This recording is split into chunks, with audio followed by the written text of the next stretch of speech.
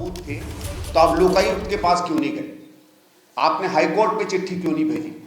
आपने एलजी साहब को क्यों नहीं किया? और मैं एक उदाहरण देता हूं, 2012 में जब कोल का स्कैम आया था तो मैंने एक चिट्ठी लिखी थी सेंट्रल विजिलेंस कमीशन को, जो उसके बाद सीबीआई को गई, और जितने भी 18-20 केस कोल में चल रहे हैं वो सब केवल एक मेरे पत्र के ऊपर चल रहे हैं। आज भी उन पर केस चल रहा है।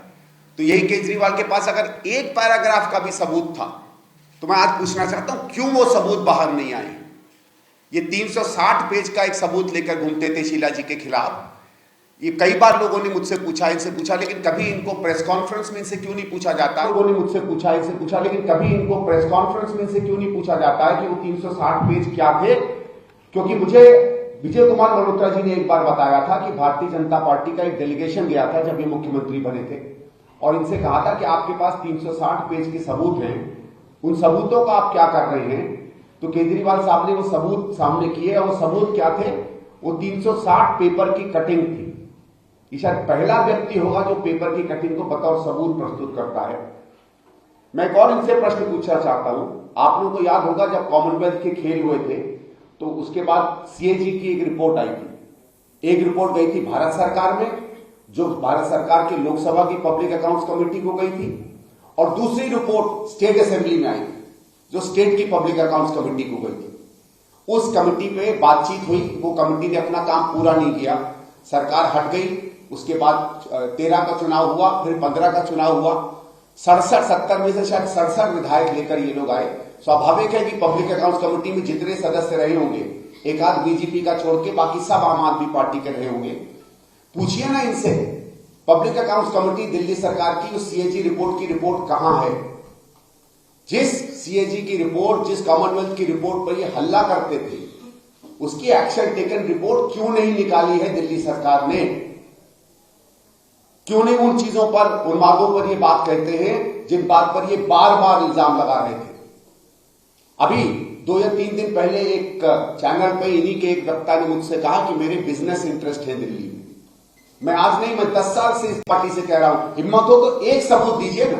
और मैं आप लोगों के माध्यम से कहता हूं, मुझे भी न्याय चाहिए, एक सबूत दिखाइए। पूरी दिल्ली में इन्होंने इस बात को फैलाया। मैं स्पष्ट करना चाहता हूं, आपने देखा होगा ये ऑरेंज रंग की जो बसें चलती हैं, पूरी दिल्ली में कहा गया है कि ऑरेंज रंग की बसें मेरी हैं। मैंने एक पत्र लिखा आज से 3-4 महीने पहले डिम्स को। मैंने कहा साहब, डिम्स में अगर मेरी बसें चलती हैं तो पिछले 10 साल में मुझे तो 1 रुपया किराया नहीं आया है। या तो मुझे किराया भेज दीजिए या स्पष्ट कर दीजिए बसें किसकी हैं। मेरे पास तो अभी तक डिम्स का जवाब नहीं आया।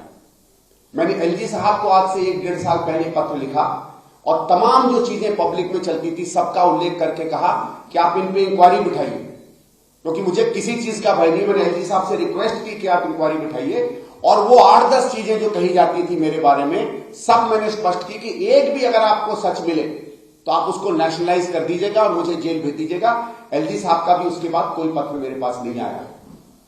मैं 1-2 और आपसे सवाल पूछता हूं, और आपके द्वारा केजरीवाल जी से पूछता हूं। आपको याद होगा बिजली पर यह कहते थे कि बिजली में इसलिए रेट हाई है क्योंकि दिल्ली सरकार और बिजली कंपनियों के बीच में भ्रष्टाचार है। अगर भ्रष्टाचार था, और फिर इन्होंने कहा था कि जब हम आएंगे तो बिजली की कंपनियों का जो एकाधिकार है उसको हम हटाएंगे। यानी आप बीएससीएस नहीं किसी से भी बिजली ले सकते हो, आप एनडीपीएल नहीं किसी से भी ले सकते हो। और दोनों कंपनियों को उन्होंने भ्रष्ट बताया था कि दिल्ली की सरकार कांग्रेस की सरकार के साथ उसका मेल जोल है।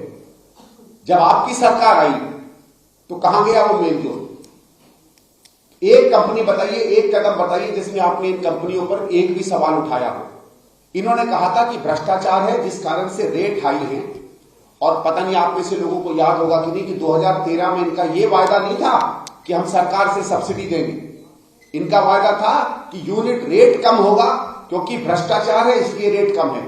1 पैसा भी वो रेट कम नहीं हुआ।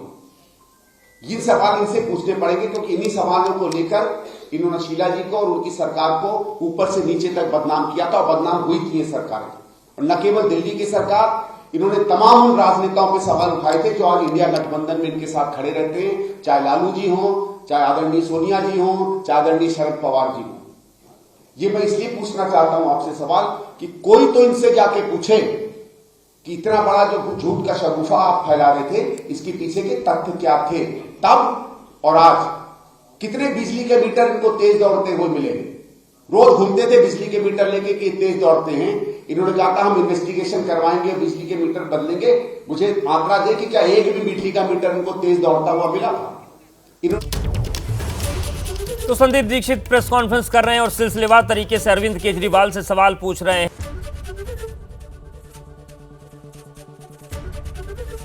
एबीपी गंगा, खबर आपकी, जुबान आपकी।